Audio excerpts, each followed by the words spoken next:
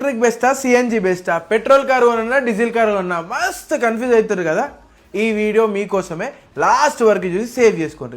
Welcome to day 4 of 7 days కొత్త car series. CNG తీసుకుంటే సిలిండర్లు వెళ్తాయి, ఎలక్ట్రిక్ కార్లు తీసుకుంటే బ్యాటరీలకు మళ్ళీ రీఇన్వెస్ట్మెంట్ చేయాలి, డీజిల్ కార్లు ఏమో బ్యాన్ అయితే పెట్రోల్లో మైలేజ్ రాదు. ఇట్లాంటి సిచ్యువేషన్ ఉన్నది కదా. నేను కొన్ని క్లారిటీలు అయితే ఇస్తా. ఫస్ట్ థింగ్, డీజిల్ అనేది మన సౌత్ ఇండియాలో ఇంకో 10 ఏళ్ల వరకు బ్యాన్ కాదు. నెక్స్ట్ ఎలక్ట్రిక్ వెహికల్ గురించి చూసుకుంటే చాలా మంది దీని బ్యాటరీ రీఇన్వెస్ట్మెంట్ గురించి ఆలోచిస్తారు.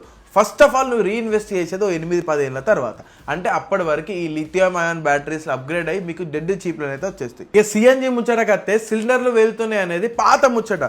అప్పుడు అంటే థర్డ్ పార్టీ నుంచి ఇన్స్టాల్ చేసుకుంటాం కాబట్టి ఇక పైపుల లీకేజ్ నుండి సిలిండర్లు పేలుతుంటాయి. ఇక ఇప్పుడు కంపెనీ నుంచి ఫిటెడ్ వస్తున్నాయి కాబట్టి అటువంటి భయం అయితే లేదు. ఎవరైతే రోజుకు 200 కిలోమీటర్లు తిరుగుతారో సిఎన్జి బైక్ ఇచ్చిన మైలేజ్ ఇస్తుంది, అప్పుడు దీన్ని ఖచ్చితంగా కన్సిడర్ చేయొచ్చు. ఇక పెట్రోల్ మనం కొనేటప్పుడు కొద్దిగా అంత సస్తాగా వస్తుంది, దాని తర్వాత పవర్ దొరుకుతుంది. దీనిలో బ్యాక్ డ్రాప్ ఏంటి అంటే మైలేజ్ అనుకున్నంత రాదు. So petrol, diesel, CNG, electric ఇక మీ సిచ్యువేషన్కి తగ్గట్టు మీరు ఖచ్చితంగా అనలైజ్ చేసుకున్న తర్వాతనే డిసిజన్ అనేది తీసుకోండి. మీకు ఈ పెట్రోల్, డీజిల్, ఎలక్ట్రిక్ ఉన్న సిఎన్జి మీద డీటెయిల్డ్ లాంగ్ ఫామ్ వీడియో కావాలంటే కింద కేసీపీడీ అని చెప్పి కమెంట్ చేయండి, ఖచ్చితంగా లాంగ్ ఫామ్ ఇస్తా. ఇక ఈ వీడియోని లైక్ చేసి ఫాలో అవుతుంది మాత్రం అస్సలే మర్చిపోకుండా.